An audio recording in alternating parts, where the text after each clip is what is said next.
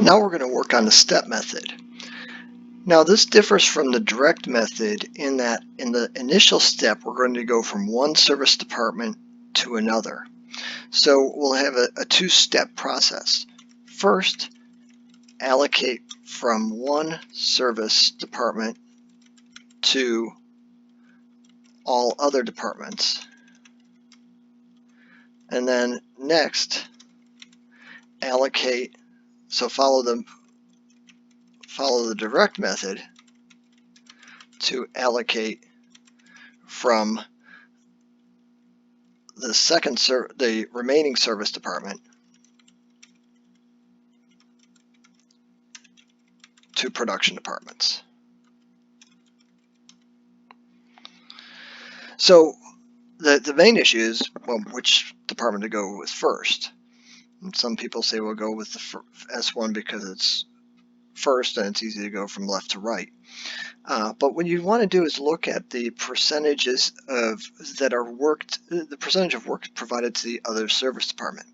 And we see here is that service department 2 provides more service to service department 1, so 15% to service department 1, versus 10% from service 1 to service 2.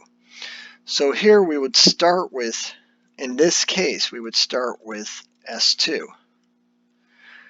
So that would mean that we would just take the percentages that we see over here, the 15% of the 20,000, and following that formula over, we take 55% of the 20,000. I'm sorry, that should be in dollars here. So there we see dollars there, and then we would take 30% of the 20,000, and again that should be dollars. So that when we copy this formula down, we'll see that we have 20,000 that has been allocated. So again, we want to, in this case, we're going to, since it's being allocated from service department 2,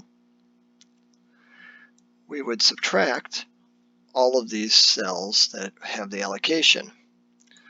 So we'll have a subtotal here after service department 2. So we will have a sum of these two lines. And actually maybe we'll just, so sum from J2 to J7.